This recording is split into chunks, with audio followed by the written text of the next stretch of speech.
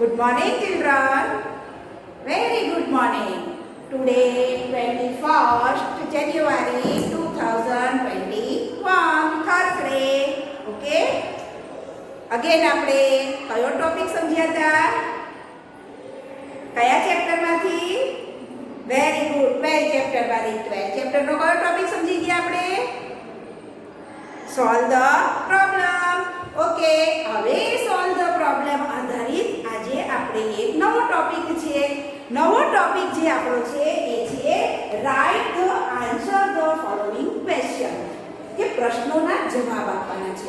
તમને કોઈ પણ વસ્તુની કિંમત આપી દીધી હોય, કોઈ પણ વસ્તુની સમજ આપી દીધી હોય અને એનો આપણે સરવાળો કરીશું કે બાદબાકી કરીશું.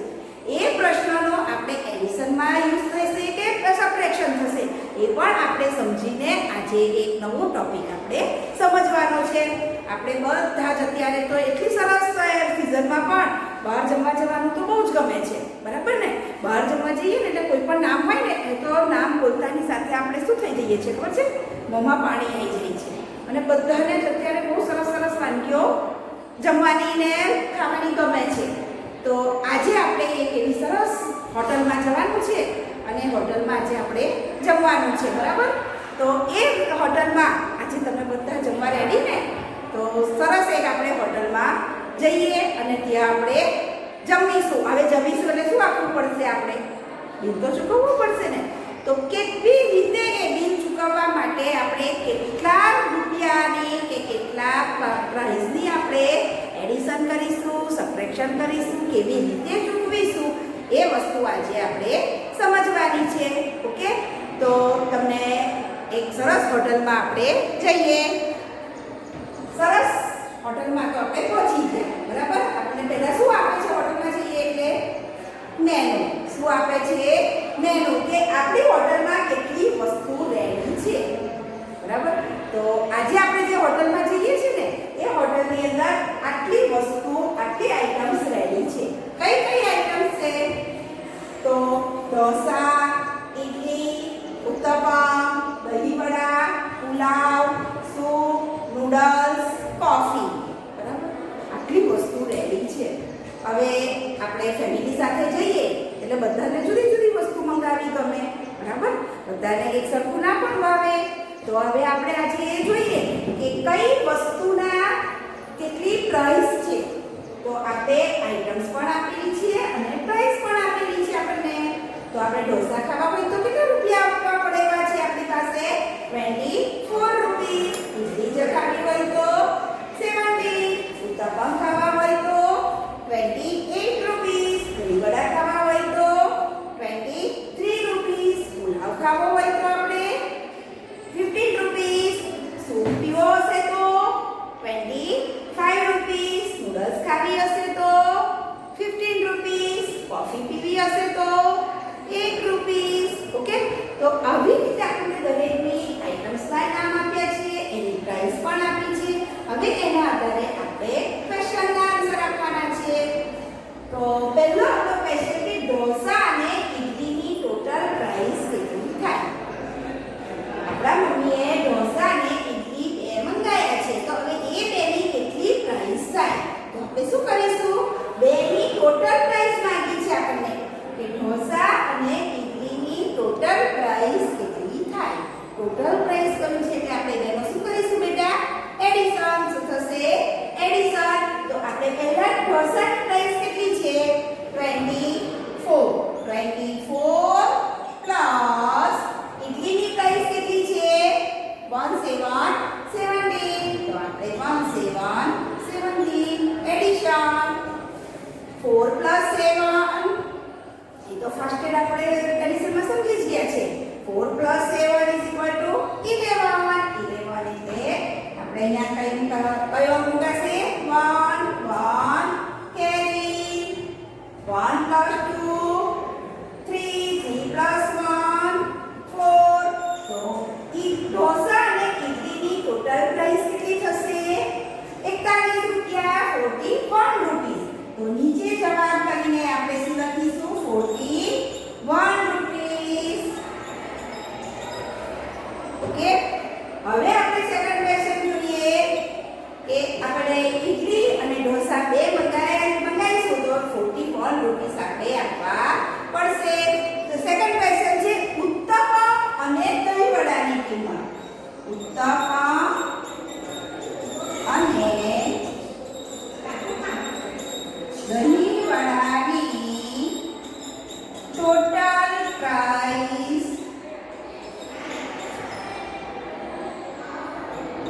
કેટલી થાય?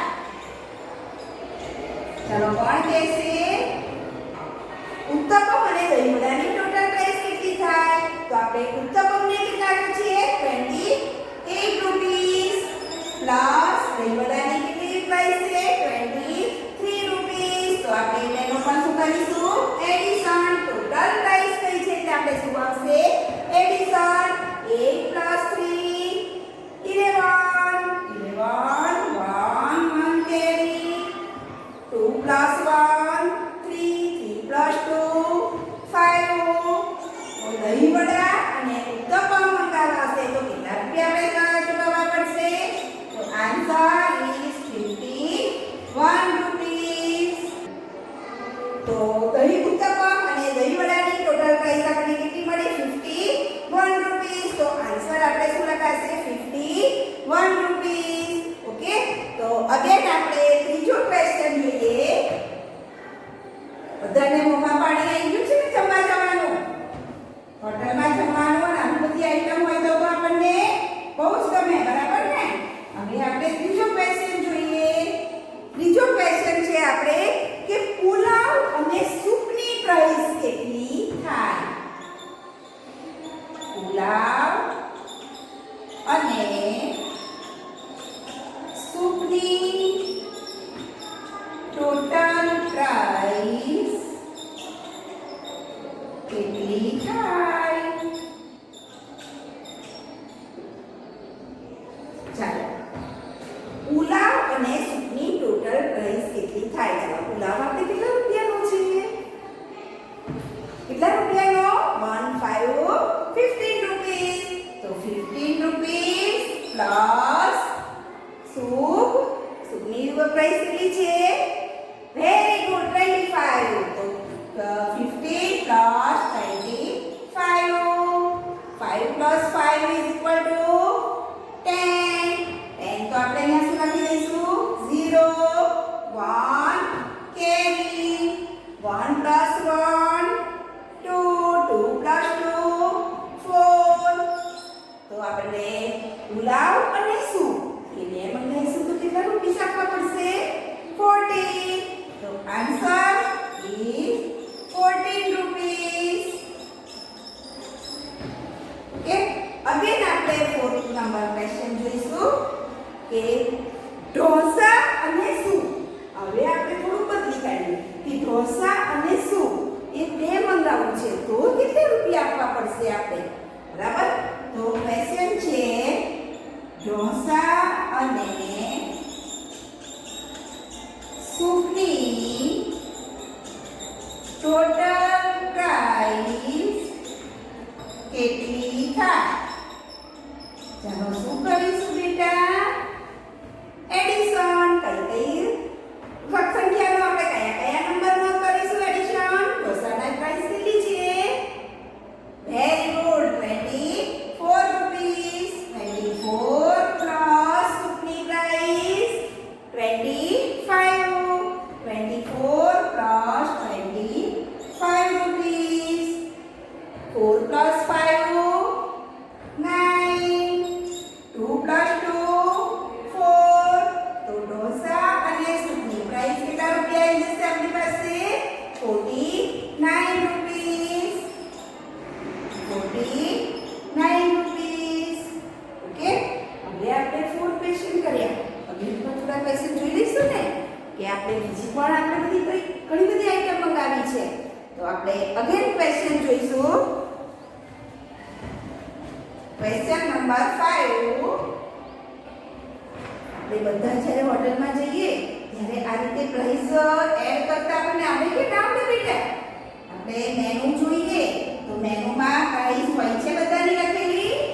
તો આ રીતે આપણે કાઉન્ટ કરી શકાય કે મારે ઢોસા ખાવા છે, મારે ઉત્તપમ ખાવા છે, મારે નૂડલ્સ ખાવી છે તો કેટલા રૂપીસ મારે આપવા પડશે? ચાલો 5 પેજ નંબરનો ક્વેશ્ચન છે આપણો કે ઉત્તપમ અને પુલાવ. હવેનો ક્વેશ્ચન છે આપણો ઉત્તપમ અને પુલાવની ટોટલ પ્રાઇસ કેટલી કેટલી થવાની. શું કરીશું આમાં પણ આપણે એડિશન. કયા નંબર લઈશું આપણે? પુલાવની ઉત્તપમની શું પ્રાઇસ છે? 28 રૂપીસ. 28 પ્લસ પુલાવની 15 rupees. 28 plus 15. 8 plus 5 is equal to 13. 13. 3 plus carry 1 2 3. 3 plus 1 4. તો આન્સર આપણે કેટલો આવશે? 43. ઉત્તપમ અને પુલાવની total price 43 rupees. Okay, again આપણે 6 નંબરનો ક્વેશ્ચન જોઈશું કે ઢોસા. હવે આપણે થોડી મેથડ ક્વેશ્ચનની બદલીએ, બરાબર? કે ઢોસાની પ્રાઇસ આપણે ક્વેશ્ચનમાં થોડુંક હવે બદલીએ છીએ, એટલે વિચારો કે શું કરીશું આપણે એ સમ્સમાં, બરાબર? ઢોસાની પ્રાઇસ દહીં વડા કરતા કેટલી વધારે છે? ચાલો, ઢોસાની કેટલા રૂપિયા છે? 24. અને દહીં વડાની કેટલી છે? 23 રૂપીસ. તો આપણો ક્વેશ્ચન એવો છે કે ઢોસાની પ્રાઇસ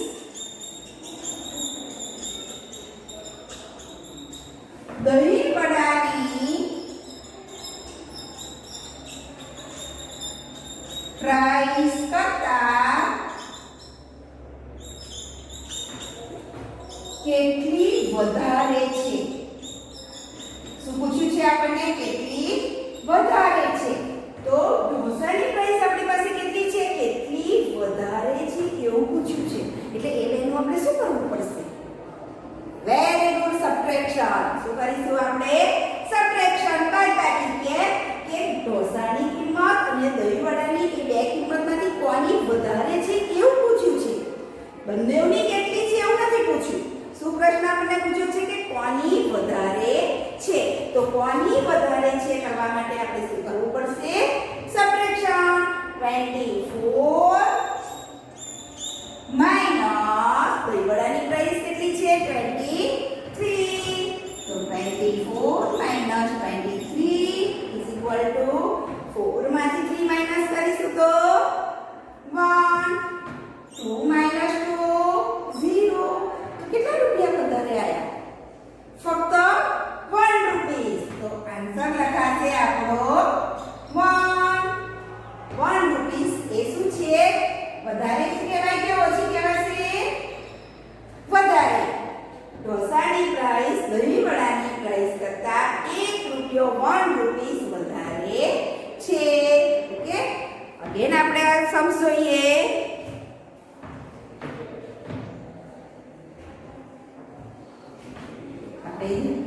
આપણે મંગાયા હોય ઢોસા અને આપણા ફ્રેન્ડ કે આપણા ભાઈ બહેને મંગાવી હોય નૂડલ્સ. તો હવે ઢોસાની કિંમત આપણે વધારે ચૂકવવી પડે કે નૂડલ્સની? તો આપણે તૈયારીમાં કહી દઈએ કે ઢોસાની પ્રાઇસ વધારે છે અને નૂડલ્સની પ્રાઇસ કેવી છે? ઓછી છે. એટલે નૂડલ્સની પ્રાઇસ ઓછી આપવી પડે, બરાબર ને? પણ તમને એવું પૂછે કે ઈડલી કરતા પુલાવની પ્રાઇસ કેટલી વધારે છે? તો આપણે સબટ્રેક્શન કરવું જ પડશે ને. કે ઈડલી 17 રૂપીસની છે, પુલાવ 15 રૂપીસનો છે. તો 17 માંથી 15 માઈનસ કરીશું તો 2 રૂપીસ વધારે છે. પણ એની સબટ્રેક્શન બાદબાકી તો આપણે કરવી જ પડશે. 17 માઈનસ 15.